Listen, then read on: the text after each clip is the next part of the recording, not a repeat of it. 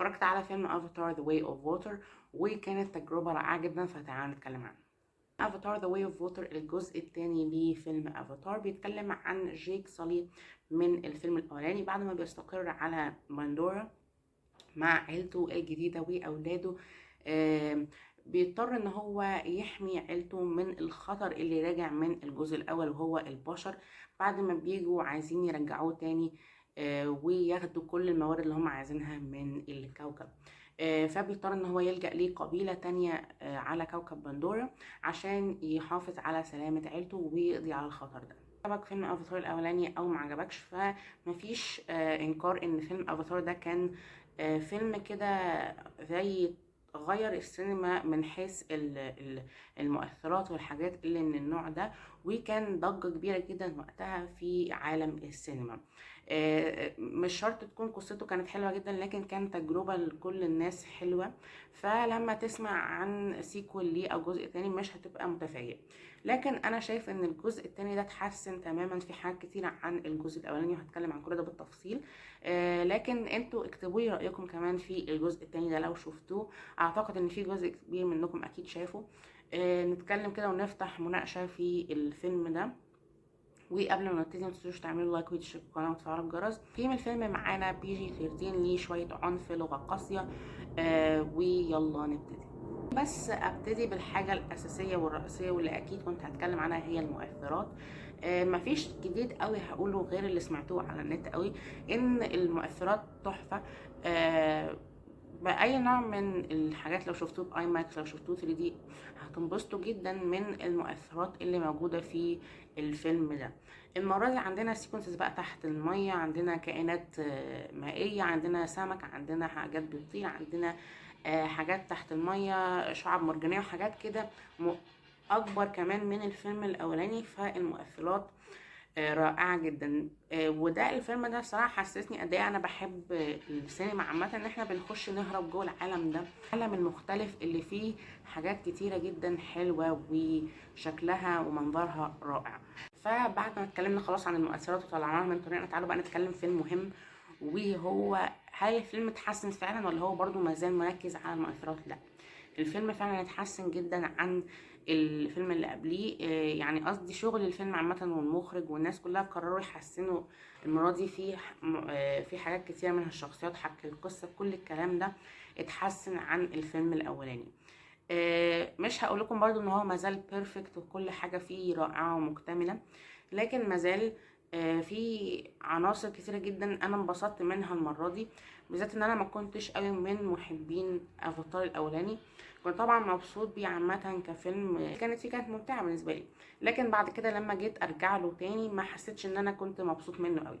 بعد كده هنا بقى الحاجات كلها بتبقى متحسنة بشكل أول، خدوا وقتهم 13 سنة تقريبا، فالحاجات اتحسنت فعلا. وانا متامل ان هم قدروا هنا المره دي يثبتوا الطريقه اللي هيشتغلوا بيها في الاجزاء اللي جايه اللي اعلنوا عنها ان هم بيشتغلوا عليها من دلوقتي. فبرضو ده يدخلني للنقطه اللي بعدها، وهي الورلد بيلدينج او بناء العالم. بناء العالم هو بيبقى ان احنا بندخل حاجات جديده للسلسله، من حيث القصه مثلا، من حيث المفاهيم الموجوده في العالم اللي احنا بنبقى بنتفرج عليه ده، شخصيات جديده مثلا، حاجات جديده نفهمها. فالورلد بيلدينج بيبقى بالنسبه لسلسله الافلام مهم جدا. يعني مثلا عالم مارفل السينمائي الورلد بيلدينج بتاعهم حلو جدا في كل فيلم، ان هم بيقدروا يبنوا حاجه جايه للعالم بتاعهم. هنا برضو نفس الفكره، لكن عملوا ده بشكل كويس جدا. والورلد بيلدينج بيحتاج ليه 3 حاجات معينين. اول حاجه ان انت الحاجه اللي تدخلها دي تبقى منطقيه، وتبقى حلوة، وتبقى سهلة للناس يفهموها، عشان تبقى عامة الناس كلها تبقى فاهمة انت بتبني ايه بالظبط للعالم بتاعك. فالفيلم نجح جدا في ان هو يبني العالم الكبير بتاع افاتار ده، من حيث بقى الاماكن الموجودة على مثلا بندورة، القبائل الجديدة، ازاي البشر هيتعاملوا مع القبيلة دي في المستقبل، وهكذا من الموضوع. فدي كانت حاجة ممتعة جدا ان انا اشوفها. الاداء التمثيلي من كل الناس في الفيلم طبعا رائع جدا. المره دي كمان بنشوف كاست من الاطفال الصغيرين، او مش الاطفال قوي، شويه اللي هم المراهقين والاطفال الموجودين في الفيلم ده. احيانا هيبقوا غلسين، مش هكدب عليكم. بس بعد كده بستمتع بيهم جدا، بستمتع بالسيكونز اللي هما بيبقوا فيها مع بعض. وعجبني الاليمنت اللي هما دخلوه او العنصر اللي دخلوه المره دي مختلف عن الفيلم الاول، هو بتاع الاطفال ده. يعني كنت مبسوط منه جدا وانا بتفرج عليه. ادوهم فعلا حاجات حلوه يعملوها، ادوهم اركس قويه ليهم، وهم هيبقوا مستقبل السلسله. فده برضو كان بناء لشخصياتهم، بناء لو عندهم مثلا قدرات معينه، حاجات معينه، مش هحرق قوي، لكن كان بناء برضو ليهم. في حاجات كده معينه كانت في الديالوج بتاعهم، الكلام اللي كانوا بيقولوه الشخصيات عامه، الكلام اللي كان بتقول كان غريب بالنسبه لي. لو اتفرجت على الفيلم هتفهموني، يعني اللي هو انتوا قبيلة على كوكب أصلا مش كوكب الأرض، ففي حاجات كانت غريبة كده مش لايقة عليهم كانوا بيقولوها، لكن عادي ممكن نتغاضى عن الكلام ده كله لأن الفيلم كان حلو. والشخصيات الرئيسية طبعا حلوة جدا. الأركس بتاعتهم المرة دي قوية.